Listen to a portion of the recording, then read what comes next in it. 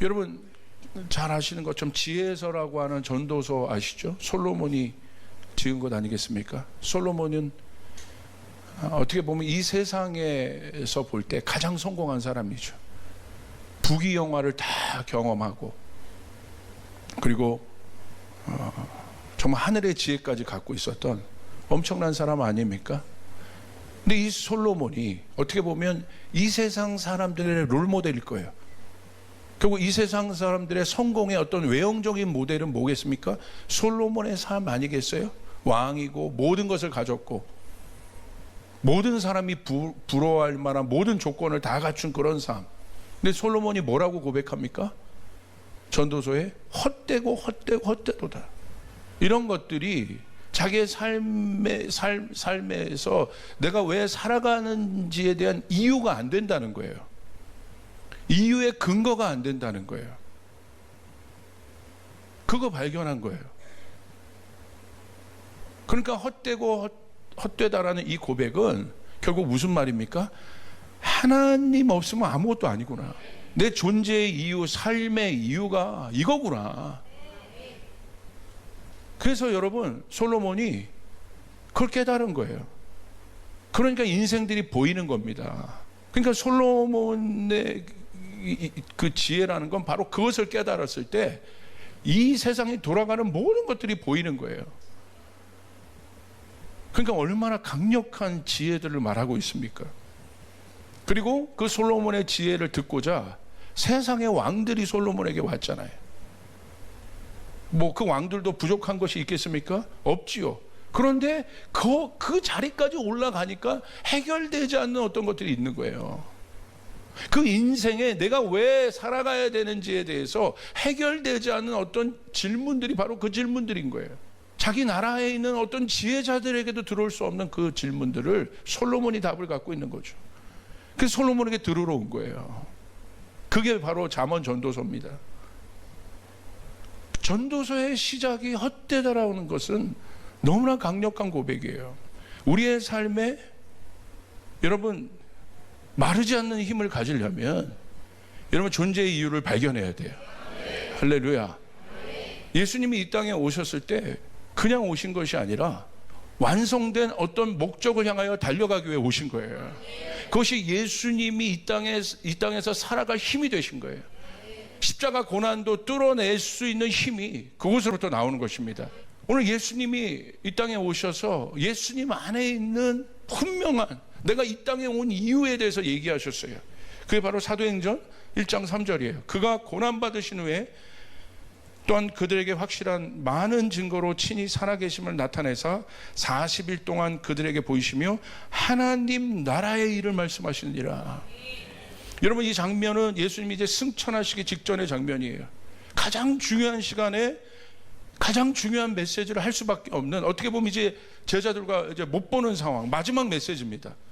근데 그 40일 동안 예수님 안에 가득한 것을 말씀하셨는데 그건 바로 무엇입니까? 하나님 나라다. 하나님 나라의 일을 내가 전파하는 것이다. 마태복음 6장 10절에 보면 예수님 주기도문에 이런 기도를 하시죠. 나라가 임하시오며 뜻이 하늘에서 이루어진 것 같이 땅에서도 이루어지이다. 하나님 나라가 이 땅에 임해야 한다. 할렐루야. 이것이 예수님이 이 땅에 존재하는 이유라는 거예요. 그냥 오신 것이 아니라. 그리고 마태복음 4장 23절에 보면요, 예수님께서 이 복음을 전하십니다. 그냥 복음이 아니라 아까 얘기했던 하나님 나라의 복음을 전하세요. 예수께서 온 갈릴리에 두루 다니사 그들의 회당에서 가르치시며 천국 복음을 전파하시며 백성 중에 모든 병과 모든 약한 것을 고치시니. 예수님의 여러분 삶을 보십시오. 무엇으로 여러분 예수님의 삶이 집약되어 있습니까? 천국 복음을 전파한다는 거예요. 이것이 예수님의 존재의 이유라는 거예요. 이것이 예수님이 당한 수많은 고난이 있었잖아요. 제자도 배반하고 말할 수 없는 수치와 어려움들을 당했어요. 그런데 예수님이 거기서 좌절하지 않고 그 고난을 뚫고 나갈 수 있는 힘이 뭐였냐는 거예요. 우리의 인생도 마찬가지예요. 어려움이 있습니다. 힘든 일이 있습니다. 풍랑이 있습니다. 어떤 힘으로 우리가 그것을 뚫고 나갈 것이냐는 거예요. 예수님 좌절하지 않으셨어요. 이게 바로 예수님이 뚫고 나갈 수, 전진할 수 있는 힘이었어요. 그리고 왜 그 천국 복음을 전했습니까? 마태복음 24장 14절에 이 천국 복음이 모든 민족에게 증언되기 위하여 온 세상에 전파되리니 그제야 끝이 오리라. 할렐루야. 끝이 있다는 거예요. 그걸 아셨다는 거예요. 천국 복음이 전파되어야 심판주로 예수님이 다시 오실 텐데, 이 끝은 뭘 말하는 것입니까? 심판이지만 완성인 것이에요. 완전한 완성이 이루어지게 될 것이다. 목적이 있다는 거예요. 분명한 목적을 가지고 이 땅에 오신 거예요. 그리고 우리 가운데 그것을 가르쳐 주시는 거예요. 제자들에게 그것을 말씀하시는 거예요. 사도행전은 그것으로부터 출발해요. 제자들이 그 목적을 들었습니다. 하나님 나라에 대한 이야기를 들었어요. 그것이 제자들이 사도행전의 삶에 많은 어려움들이 있었잖아요. 제자들이 존재할 수 있는 이유였어요. 많은 어려움이 있었습니다. 힘든 일이 있었습니다. 초대교회에 많은 어려움이 있었습니다. 그럼에도 불구하고 초대교회가 문 닫지 않고 망하지 않고 계속해서 나갈 수 있는 이유는 무엇입니까? 목적이 있었다는 거예요. 교회가 왜 존재해야 되는지에 대한 목적이 있었고, 제자들이 왜 목적이 되는지에 대한 목적이 있었고, 성도들이 왜 존재해야 되는지에 대한 목적이 있었다는 사실을 믿으시길 바랍니다. 그 목적인가, 목적이 그를 이끄신 거예요. 그들을 이끌어간 것입니다. 우리는 그 목적을 뭐라고 얘기합니까? 데스티니라고도 얘기해요. 사명이라고도 얘기해요. 미션이라고 얘기해요. 어떤 인생이고 거듭난 인생은 사명이 있다는 사실을 믿으시길 바랍니다. 거듭났는데 사명이 없다? 아닌 겁니다. 어떻게 거듭났는데 사명이 없습니까? 사명은 존재의 이유인 거예요. 데스티니 무엇입니까? 주어진 것이에요. 내가 반드시 해야 될 일. 풍랑 속의 제자들을 보세요. 왜 이 질문이 중요하냐면, 풍랑이 있습니다. 근데 풍랑이라는 고난을 맞닥뜨리는 주체는 누굽니까? 내 자신이라는 거예요. 결국 이 사명은 나에 대한 이야기예요. 누구에 대한 이야기도 아닙니다. 나에 대한 이야기예요. 그 사명, 그 풍랑을 맞닥뜨리는 주체, 내가 이 풍랑을 어떻게 이길 것이냐. 남이 이겨주지 않습니다. 누가 대신 이겨주지 않아요. 내가 뚫고 나가야 되는 거예요. 할렐루야. 아멘. 그런데 풍랑 속에 있었던 제자들은 사명이 없었어요. 그러니까 풍랑 앞에 그 전문가들도 혼비백상 하는 겁니다. 거기서 죽는다고 고백해요. 근데 예수님께서 이 강에서 저 강으로 저쪽 지역까지 건너갈 때 목적이 있었어요. 복음을 전하기 위한, 전도하기 위한 목적이 있었어요. 근데 제자들 그거 까먹는 거예요. 예수님이랑 자기들이 왜 다니는지 까먹는 거예요. 왜 내가 이 배를 탔는지 까먹는 거예요. 잊어버린 거예요. 근데 예수님 주무시고 계시잖아요. 왜 그렇습니까? 예수님 분명히 목적이 있었어요. 십자가에서 죽으실 때까지 예수님 죽지 않아요. 할렐루야. 아멘. 그렇기 때문에 예수님은 풍랑에 예수님이 압도당한 것이 아니라 어떻게 합니까? 거기서 주무시고 계시는 거예요. 풍랑이 일어나는데 주무시고 계시는 거예요. 그리고 예수님이 주체가 돼서, 풍랑이 주체가 아니라, 우리들의 삶의 주변에서 일어난 풍랑이 여러분 주체가 아니라 그 풍랑을 이기는 그 주체가 여러분이라는 사실을 믿으시길 바랍니다. 아멘. 결국 어떻게 됩니까? 풍랑이 잠잠케 되었다는 거예요. 오늘 제자들이 두려워했던 포인트는 뭐예요? 잊어버리고 있었다는 거예요. 여러분의 사명은 무엇입니까? 여러분의 목적은 무엇입니까? 여러분의 일터의 목적은 무엇이고 여러분의 가정의 목적은 무엇입니까? 여러분에게 데스티니가 있습니다. 의미 없는 인생은 없습니다. 아멘. 아멘. 그걸 알게 하는 거예요. 오늘 그 한 사람을 제가 소개합니다. 그 사람 바로 누구냐면 바울입니다. 하나님이 바울을 부르셨어요. 바울을 어떻게 부르셨습니까? 바울이 여러분 예수님을 핍박하고 기독교인을 죽이려고 가는 그곳에서 다메섹 도상에서 꼬꾸라져서 여러분 하늘로부터 음성을 듣잖아요. 네가 왜 나를 핍박하느냐? 누구십니까? 내가 그 예수라고, 네가 핍박하는 예수라고 예수님 말씀하시면서 초자연적으로 예수를 만납니다. 그리고 그때부터 여러분 바울에게 목표가 생겼어요. 예전의 목표는 기독교인을 죽이는 거였어요. 기독교를 박해하는 것이 바울의 목표였어요. 눈에 불을 켜고 달려갔어요. 다메섹으로. 근데 예수님 만나서 그의 삶의 목표와 목적이 달라졌어요. 무엇이겠습니까? 하나님의 복음을 전하는 것이에요.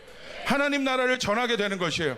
그래서 사도행전 28장에 보면 바울의 스토리로 끝나요. 바울이 마지막에 어떤 일을 했느냐? 사도행전 1장에 예수님이 하나님 나라에 대해서 이야기하셨어요. 승차하면서 이것이 내가 이 땅에 온 목적이다. 그리고 너희가 이 목적을 너희가 가져야 한다. 이것이 너희가 살아갈 힘이 될 것이다. 어떤 어려움도 이기게 할 수 있는 힘이 될 것이다. 할렐루야. 그런데 바울이요, 놀랍게 사도행전 28장 31절에 바울의 삶을 이렇게 고백하고 사도행전은 끝이 납니다. 우리 같이 한번 읽겠습니다. 시작. 하나님 나라를 전파하며 주 예수 그리스도에 관한 모든 것을 담대하게 거침없이 가르치더라. 할렐루야. 이것이 바울의 존재의 이유였어요. 예수님이 바울을 부르시고 예수님 안에 있었던 그 사명을 주신 거예요. 하나님 나라를 전파하라 말씀하셨는데 바울이 이것을 하고 있었던 거예요. 그리고 사도행전은 여러분 28장 31절로 끝납니다. 그런데 여러분 그 28장이 이제는 사도행전 29장으로 30장으로 우리의 삶 가운데 여전히 이어지고 있음을 믿으시길 바랍니다. 아멘. 바울과 우리가 뭐가 다른 겁니까? 똑같은 인간이요, 하나님이 창조하신 피조물입니다. 뭐가 다른 겁니까? 그것이 인간의 존재의 이유라는 거예요. 궁극적인 존재의 이유라는 거예요. 아멘. 왜 그것이 우리의 삶 가운데 중요하냐면요, 여러분 바울이 이것을 어디에서 했습니까? 로마에서 했어요.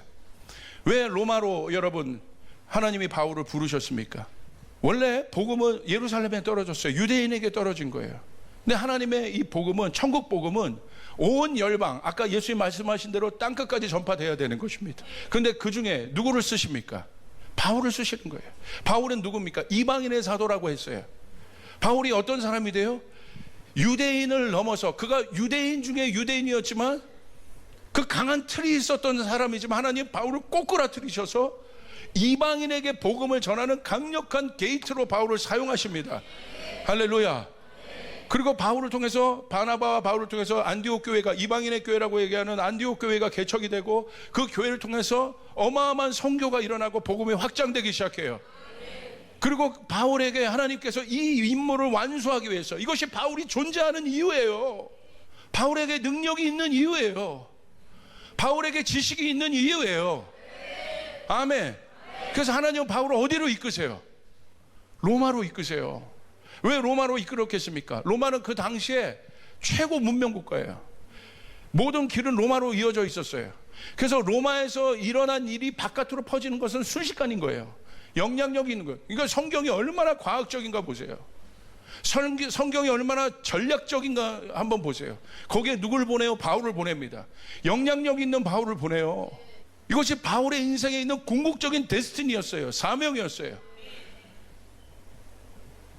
그래서 사도행전 19장 21절에 보면 이런 고백이, 이런 말씀이 기록되어 있어요. 이 일이 있은 후에 바울이 마게도니아와 아가야를 거쳐 예루살렘에 가기로 작정하여 이르되 내가 거기 갔다가 지금 예루살렘으로 가는데 후에 로마도 보아야 하리라. 바울의 마음 가운데 데스티니가 있었습니다. 사명이 있었어요. 목적이 있었어요. 로마도 보아야 하리라. 아직 가진 않았습니다. 근데 오늘 가지 않았지만 오늘 바울의 미래가 지금 이미 보여지고 있는 거예요. 바울이 어디로 가야 될지 길이 나 있는 것입니다. 아직 가진 않았어요. 로마도 보아야 하리라. 이 데스티니가 바울의 인생을 이끌어요. 근데 보세요. 사도행전 23장 11절에 이렇게 기록되어 있어요. 그날 밤에 주께서 바울 곁에 서서 이르시되 담대하라. 내가 예루살렘에서 나의 일을 증언한 것 같이 로마에서도 증언하여 하리라 하시니라. 할렐루야. 무슨 말이에요? 하나님의 계획이 있으신 거예요. 그런데 여러분 여기 놀라운 것이 있어요. 로마로 가는데요, 하나님의 방법대로 가게 하세요. 지금 분명한 데스티니가 있잖아요. 그 데스티니를 이루는데 우리의 생각으로는 바울이 원래처럼 그냥 뭐 육로로 가든 아니면 해로로 가든 잘 가서 거기 가서 이제 만나는 사람에게, 유대인 회당에게 들어가서, 그게 바울의 전도 전략이었잖아요. 그렇게 가서 여러분 복음을 전하는데, 여러분 로마는 하나님이 그렇게 하지 않게 하세요. 어떻게 보면 제일 강력한 곳인데 어떻게 하십니까? 바울을 어떻게 보내세요? 죄수가 되게 하세요. 왜 죄수가 되게 하냐면 로마에 가서 이제 법정 재판을 받아야 되는 신분으로 바울을 부르세요. 그러니까 바울이, 여러분 생각해 보세요. 얼마나 황당하겠어요. 분명히 자기 안에 로마에 가서 복음을 전해야 된다는 마음이 있었는데 이것을 사명으로 받았고 오늘 하나님의 음성도 분명했는데 오늘 바울의 신분은 오히려 모든 것이 묶여 있는 상태예요. 아무것도 할 수 없는 상태입니다. 사명은 그런 거예요. 내가 하는 게 아니에요. 하나님이 이끄시는 겁니다. 아멘. 그래서 여러분 사명을 가진 사람은요, 지금 내가 현 상황과 어려움이 묶여 있는 상황과 같을지라도 어떤 소망을 여러분 잃지 않고 있냐면 하나님이 이 사명을 이루실 거라는 거예요. 할렐루야. 그래서 좌절하지 않아요. 낭망하지 않아요. 바울이 탔던 배가 그 알렉산드리아 배가요, 무역선이었습니다. 꽤 컸어요. 거기에 백부장도 탔고, 그리고 그곳에 있는 죄인들 또 뭐 항해하는 무역 상품들 이런 거 보면 그 당시 한 270명 넘는 사람들이 그 배를 탔다고 하니까 그 당시로 보면 많은 사람이 탄 거예요. 그리고 바람에 의해 도체에서 움직였던 그런 배였기 때문에 큰 배였습니다. 바울이 거기 있는 거예요. 원어브댐으로 있는 거예요, 하나로. 그리고 이제 그냥 가만히 있으면 이제 로마로 가게 되는 겁니다. 그런데 여러분 가는데 어떤 일이 일어납니까? 뭐 그 안에 많은 사건이 있지만 이 멜리데 섬으로 가는 요 앞에서 어떤 일이 일어나냐면 유라굴로라는 광풍을 만나요. 이게 지중해성에서 지중해 그 기후에서 일어나는 강력한 그냥 폭풍 정도가 아니라 광풍입니다. 여러분 그 광풍을 만나는데 여러분 어떤 마음이 있겠어요? 여기서 이제 죽는 겁니다 이제. 근데 여러분 하나님의 말씀이요 바울에게 임해요. 사도행전 27장 24절 25절 우리 같이 한번 읽어봅시다. 시작. 바울아 두려워하지 말라. 내가 가이사 앞에 서야 하겠고 또 하나님께서 너와 함께 항해하는 자를 다 내게 주셨다 하였으니 아멘. 그러므로 여러분이 여기 보세요. 풍랑 속에 있지만 하나님의 말씀은 분명합니다. 지금 내 상황은 풍랑이에요. 그런데 바울을 향한 하나님의 사명이 드러나요. 너 여기서 죽지 않아. 할렐루야. 네가 가이사 앞에 설 것이다. 그 시저 앞에 네가 설 것이다. 하나님의 눈은 사명에 가 있는 거예요. 내 눈은 광풍과 폭풍에 있지만 하나님의 눈은 사명에 가 있는 것이에요. 내가 너를 위하여 반드시 그 일들을 이루겠다는 거예요. 아멘. 그런데 어떻게 합니까? 하나님께서 너와 함께 항해하는 자를, 나 바울뿐만 아니라 사명이 있는 이 사람 한 사람 때문에 너와 함께 항해하는 자를 다 내게 주셨다 하니라. 그 사람들이 다 구원을 받는 일들이 일어나게 되는 거야. 할렐루야. 사명은 이렇게 힘이 있는 것입니다. 사명은 이렇게 환경을 바꾸는 능력이 있는 것입니다. 한국교회는 사명이 있습니다. 아멘. 그래서 한국교회에 부흥을 주신 겁니다. 그런데 25절 보세요. 그러므로 여러분이여 안심하라. 나는 내게 말씀하신 그대로 되리라 고 하는 하나님을 내가 믿노라. 아멘. 아멘. 이게 믿음인 것이에요. 나에게 사명이 있다. 그것 때문에 바울이요 여러분 어떻게 됩니까? 어마어마한 하나님의 일들이 하나님의 계획들이 사명 가진 자가 포기하지 않고 따라가니까 하나님의 역사들이 일어나요. 아까 여러분 거기서 유라굴로 광풍에서 여러분 배가 난파돼서 결국 어디로 가냐면 여러분 멜리데 섬이라는 곳으로 그들이 가게 돼요. 근데 멜리데 섬에 가니까 여러분 거기에 있었던 원주민들이 있습니다. 원주민들이 성경을 보면 그들이 다 그 난파된 바울 일행을 여러분 영접했다고 돼 있어요. 여러분 사명을 가진 자는요, 여러분 저는 그것도 신기하더라고요. 그 원주민들이 얼마나 이 사람들이 두려운 대상이었겠어요. 보통 그러면 경기하든지 죽이든지 뭐 그렇게 되는데 그들이 영접했다고 돼 있는 거예요. 여러분 사명을 가진 자는 어디에 가서든지 영접을 받는 일이 일어나요. 아멘. 근데 그 멜리데 섬에 갔는데 그 불을 피웠어요 바울이. 그러니까 나무를 가져다 불는데 그 나무 장작 속에 뱀이 있었어. 그 독사가 있었어요. 독사가 그냥 불을 피려니까 확 놀래가지고 바울의 손을 물어버렸습니다. 바울의 손을 물어버렸더니 뭐 난리가 난 거예요. 독사니까. 그러니까 그 원주민들이 저 사람 죽는다 이제. 저 사람이 살인자고 죄수임에 분명하다. 그러니까 지금 저주를 받은 거다. 그들의 상식으로 바울을 바라봤어요. 근데 어떻게 됐습니까? 바울이 안 죽어요. 바울이 안 죽어요. 그걸 보고 그 사람들이 놀란 거예요. 어떻게 독사가 물었는데 안 죽지? 그래서 그 원주민 사람들이 바울을 신으로 모십니다. 여러분 왜 그렇겠습니까? 왜 안 죽었겠어요? 사명이 있기 때문에 안 죽은 거예요. 아멘. 아멘. 그러고 나서 어떤 일이 일어나면 그 놀라운 기적이 일어나니까 거기에 있었던 그 지도자 보블리오의 아버지가 열병과 이질에 걸렸어요. 그래가지고 데리고 온 거예요. 기도해달라고. 근데 어떤 일이 일어나냐면 기도했더니 치유받았어요. 그것을 보고 그 주민에 있는 아픈 사람들 다 데리고 옵니다. 기도해달라고. 근데 성경 뭐라고 기록하고 있냐면 바울이 안수하여 기도하니 그들이 다 치유를 받았다고 되어 있어요. 할렐루야. 여러분, 그 멜리데 섬 자체가 복음을 받아들이게 될 거예요. 할렐루야. 하나님의 사명을 가진 자들은요, 가는 곳마다 이런 일들이 일어나요. 아멘. 이 놀라운 일들이 일어나게 되는 거예요. 왜? 사명이 있기 때문에, 목적이 있기 때문에, 인생의 이유가 있기 때문에. 이게 바울이 계획한 겁니까? 아닙니다. 그리고 이제 바울이 떠날 때 그곳에 있었던 많은 물품들을 실어서 바울을 이제 가게 합니다. 그리고 바울이 드디어 로마에 갑니다. 근데 로마에 도착했는데 여러분, 하나님의 방법은 뭔지 아세요?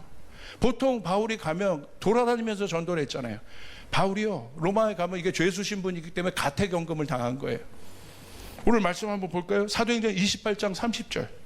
바울이 온 이태를 자기 셋집에 머물면서 자기에게 오는 사람을 다 영접하고,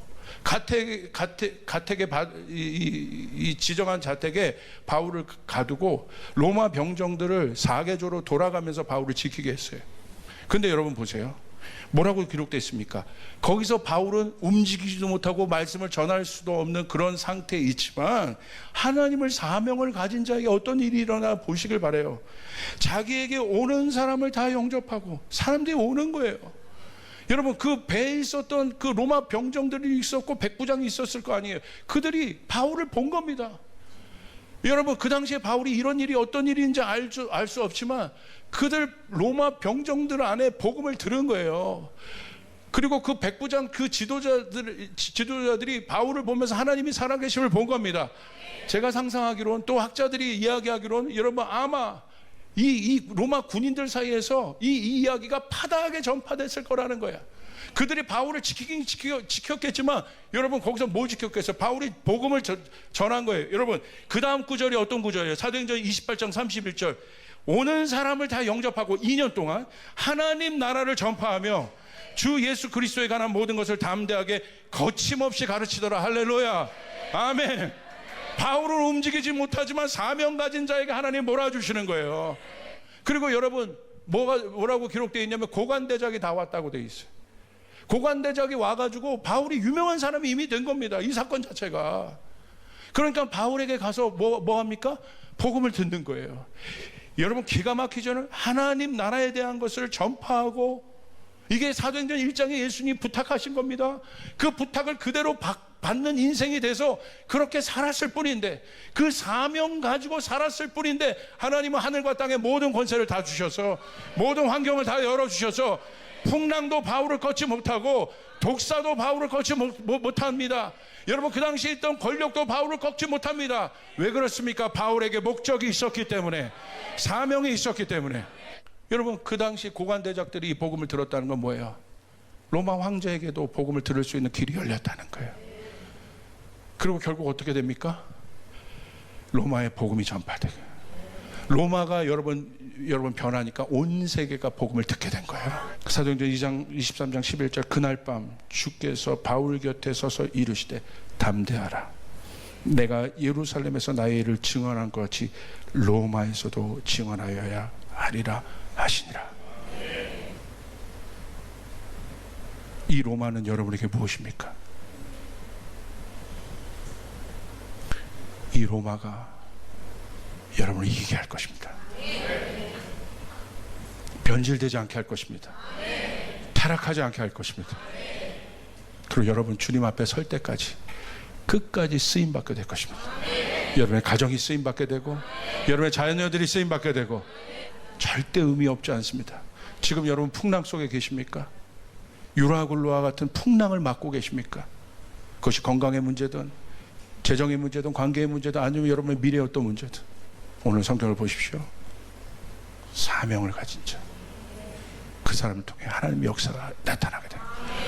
예비하여 준비하신 하나님의 은혜를 경험하는 여러분이 되실 것입니다.